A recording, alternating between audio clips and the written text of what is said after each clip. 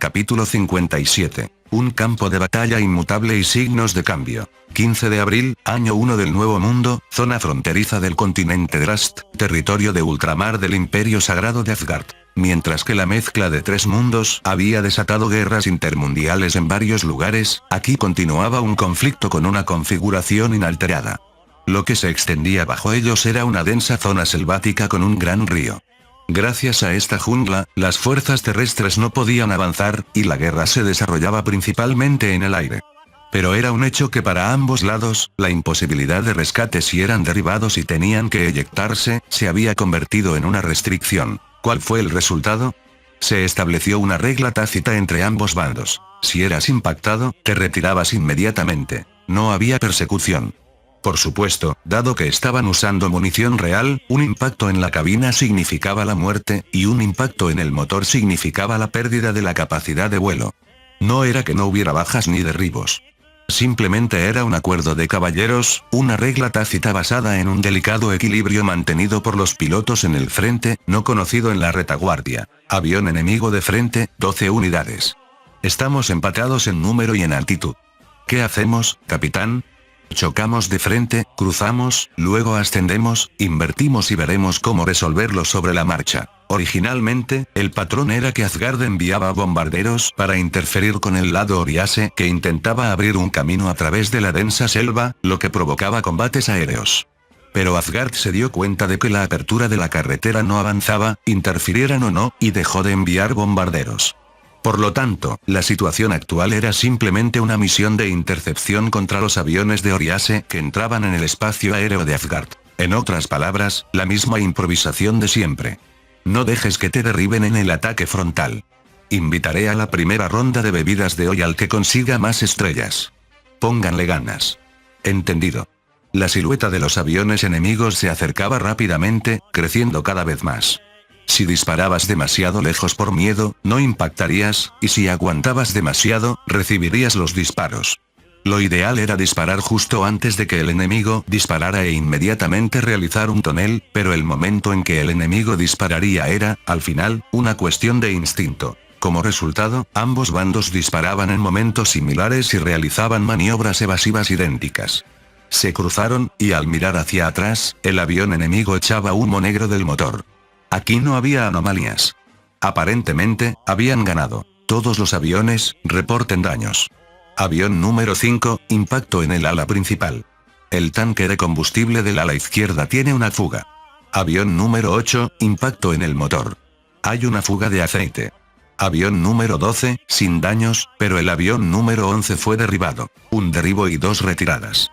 Al mirar la formación enemiga, un avión se retiraba, pero 2 se precipitaban. En términos de capacidad de combate, era un empate doloroso. A pesar de que 3 personas de ambos bandos estaban destinadas a no sobrevivir, no había ninguna emoción involucrada. Y tampoco había siluetas persiguiendo a los 3 aviones en retirada de ambos lados. El hecho de que, a pesar de estar jugando con sus vidas, la situación se sintiera como un juego, se debía al entumecimiento sensorial provocado por más de 100 años de guerra. Sin embargo, era un hecho que el final de ese equilibrio se acercaba poco a poco. 15 de abril, año 1 del Nuevo Mundo, base de Akeno de las Fuerzas Terrestres de Autodefensa, JGSDF, Prefectura de Mie, Japón. La base de Akeno, sede de la Escuela de Aviación de la JGSDF, estaba experimentando una afluencia sin precedentes desde su apertura. Esto se debió a la llegada de una gran cantidad de estudiantes de Asgard para obtener la calificación de piloto de helicóptero. En el mundo del Imperio Sagrado de Asgard, apenas existían autogiros rudimentarios, pero no eran comunes. Dado que el helicóptero era un avión completamente desconocido, se esperaba que los enviados de Asgard se convirtieran en instructores al regresar. La razón por la que Asgard invirtió tanto esfuerzo en la introducción de helicópteros fue el rescate y la búsqueda, SAR. Si se consideraban para el transporte de tropas, se necesitarían en grandes cantidades, y la capacidad de transporte incluso de un helicóptero de transporte, CH, era limitada. Sin embargo, para el SAR, incluso un solo helicóptero marcaba una gran diferencia entre tenerlo o no. El modelo que Asgard adoptó provisionalmente fue el U-2, desarrollado por la JGSDF como sucesor del U-1J. La base era el 412 EPI de fabricación estadounidense, pero dado que la fabricación se había centralizado en Japón para la adquisición del UX de la JGSDF, no existían barreras para la exportación. En cuanto al motor, aunque la empresa matriz era estadounidense, la subsidiaria era canadiense, por lo que el permiso se concedió fácilmente si se podía exportar. El fabricante, que ya enfrentaba un mercado civil difícil debido a que el diseño básico del U-1 era antiguo, estaba encantado de recibir un pedido de 30 unidades para Asgard, además de las 150 de la JGSDF. Varias empresas estadounidenses se quejaron de que deberían haber participado si iba a haber un mercado, pero dado que Estados Unidos estaba a punto de pasar a un estado de guerra total y se hablaba de desviar temporalmente todos los F-35 destinados a otros países hacia el ejército estadounidense, no tuvieron más remedio que centrarse en el negocio con el ejército de Estados Unidos. Volviendo al entrenamiento del personal de helicópteros de Asgard, los pilotos fueron puestos en el curso regular de formación de la JGSDF en Akino, y los mecánicos en Kasumigaura. Sin embargo, debido al problema del idioma, el primer trabajo de ambos lados fue traducir las descripciones de los términos técnicos con la ayuda de un diccionario japonés Asgard recién creado.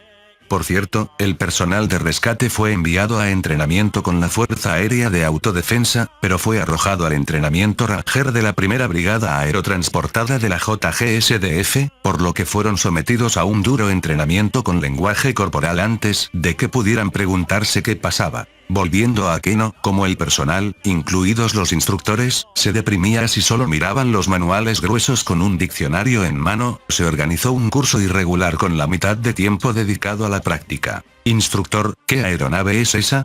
Estaban en la plataforma de estacionamiento, explicando la estructura mientras miraban un avión real, cuando un estudiante de Asgard que observaba un helicóptero aterrizar y despegar durante un descanso preguntó al instructor: «Ah, ese es el U-60J, el modelo alto de los helicópteros utilitarios adoptados por nuestra JGSDF». Sin embargo, esto era estrictamente un error.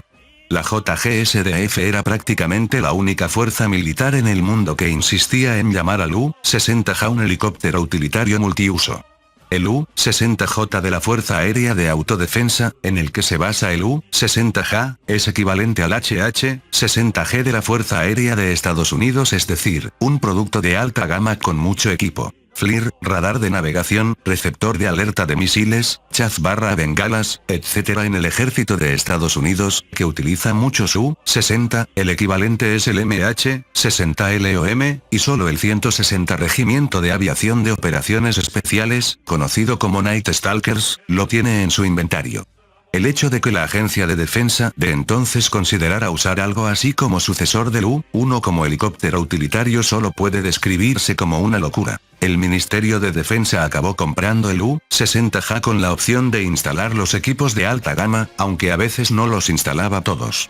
Por cierto, el U-60J fue una pieza de equipo inusual adoptada por las tres fuerzas de autodefensa, pero su uso varió. En la JMSDF, desapareció rápidamente con la consolidación de las unidades de helicópteros de rescate en la Fuerza Aérea de Autodefensa.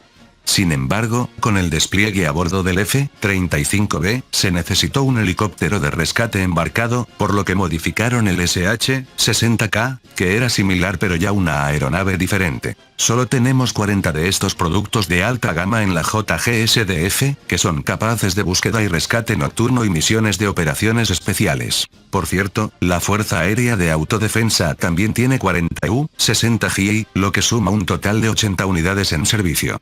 Ante la palabra producto de alta gama, los estudiantes de Asgard se emocionaron.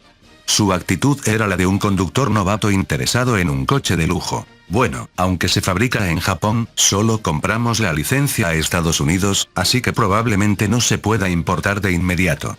Además, es caro. Dada la situación actual de Asgard, que está tratando de establecer una unidad de helicópteros, sería mejor comprar 3 U-2 que un solo U-60J.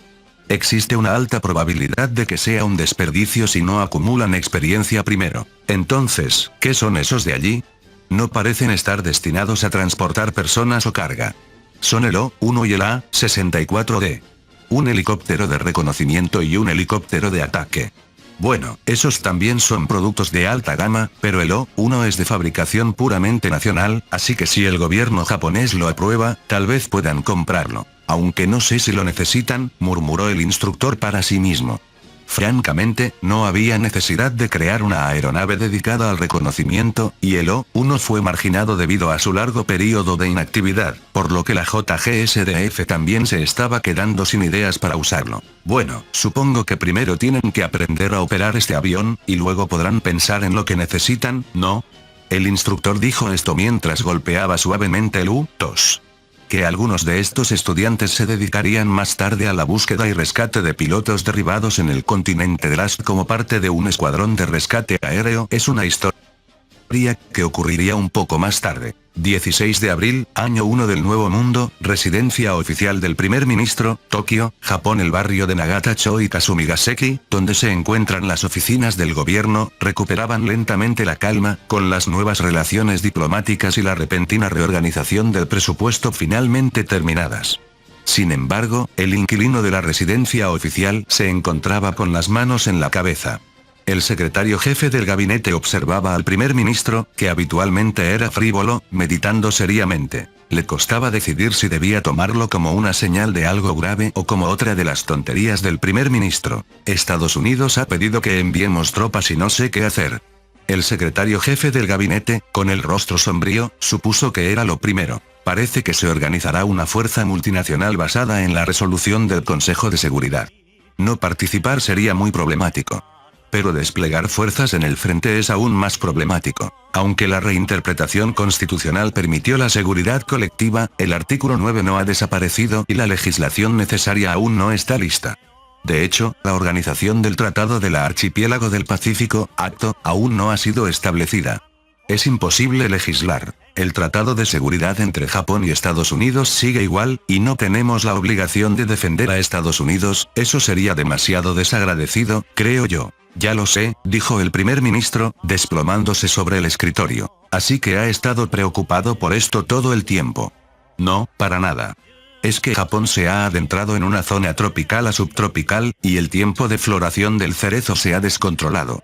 Estoy muy preocupado si podremos hacer Anami, contemplación de los cerezos, el año que viene. El secretario jefe del gabinete se felicitó seriamente por su autocontrol, pensando seriamente en darle un puñetazo a ese idiota. Bueno, la Asamblea General Especial de la ONU y el Consejo de Seguridad comenzarán, así que tendremos una semana de diplomacia.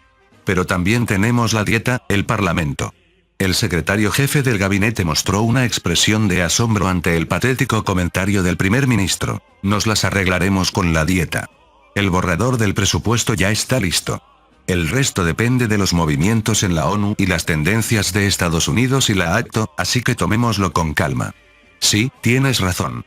Las cosas solo pueden ser como serán. No, está mal, tú tienes que hacer que sucedan. Pensó el secretario jefe del gabinete, pero se mantuvo en silencio ya que el primer ministro parecía haber recuperado algo de motivación. Por cierto, ¿llevamos a Asgard a la ONU? Tenemos el permiso de Estados Unidos si Japón se hace cargo de ellos, así que sí, los llevaremos. Será complicado si China y Rusia se oponen, pero veremos si conseguimos la membresía. Me pregunto qué pasa con los de Eurasia. ¿Qué están pensando y qué quieren hacer? Bueno, lo único seguro es que están persiguiendo una política de expansión territorial. En cualquier caso, probablemente lo sabremos la próxima semana. Como todavía dependen de un satélite de comunicaciones con una conexión débil, solo reciben informes fragmentados sobre la situación en el continente euroasiático de varias embajadas. Tanto Japón como Estados Unidos están trabajando a toda máquina para tender cables submarinos hacia América del Norte, aunque se haya ido al hemisferio sur, pero la apertura de las comunicaciones está aún muy lejana. Por el momento, no tenían más remedio que esperar y recibir un informe con la información recopilada en la Asamblea General de la ONU después de su regreso, por lo que la reunión se dio por terminada. Fin del capítulo 57. El link a la historia del autor estará en la descripción.